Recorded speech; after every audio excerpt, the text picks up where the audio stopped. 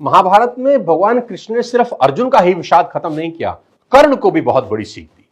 महाभारत में कर्ण भी भगवान कृष्ण को अपनी व्यथा सुना रहे हैं कि मेरी मां ने मुझे जन्म देते ही त्याग दिया, आचार्य द्रोण ने मुझे शिक्षा देने से मना कर दिया क्योंकि उनकी नजर में मैं क्षत्रिय नहीं था। द्रौपदी के स्वयंवर में मुझे अपमानित किया गया कि मैं राज परिवार का हिस्सा नहीं हूं। मुझे पूरे जीवन अपमान का घूंट पीना पड़ा। कर्ण पूछते हैं, केशव मेरा क्या अपराध था? भगवान कृष्ण जो कर्ण को जवाब देते हैं, मुझे ऐसा लगता है कि यह जवाब 1000 करोड़ टीचिंग के बराबर है।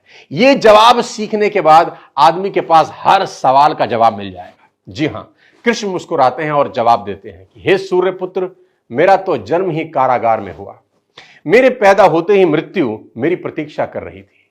जिस रात मेरा जन्म हुआ उसी रात मेरे मां बाप से मुझे जुदा कर दिया गया और जहां पहुंचा वहां सब काम मुझे ही करने पड़े।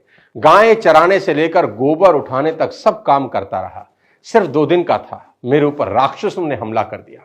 मुझे बारंबार जान से मारने की कोशिश की गई। मेरा अपना सगा मामा मेरी जान का दुश्मन था। मेरे जीवन की चुनौतियां कहां कम थी। अन्याय जीवन भर मेरे साथ भी होता रहा।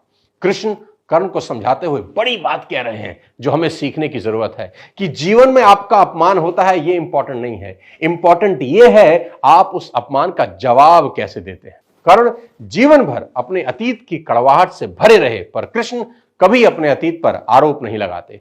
कर्ण पीछे की ओर देखते हैं और कृष्ण आगे की तरफ।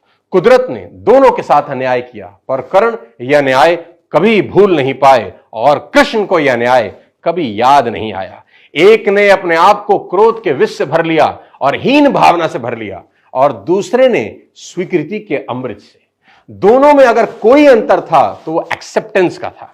कृष्ण ने हंसकर अपनी नियति स्वीकार कर ली और कर्ण कभी अपनी नियति स्वीकार नहीं कर सके और परिणाम में कर्ण अधर्म के पक्ष में लड़ते हुए अकाल मृत्यु को प्राप्त हुए।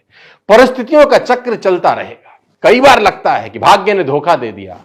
ये चुनाव हम पर है कि हम कर्ण की तरह रोएं या कृष्ण की तरह जीवन को उत्सव में बदल दें। जीवन में रोने के लिए नहीं, हंसने के कारण ढूंढने हैं, क्योंकि जीवन तो भगवान का भी कहां सरल था। जीवन है तो समस्या होगी ही, समस्या है तो हल भी होगा।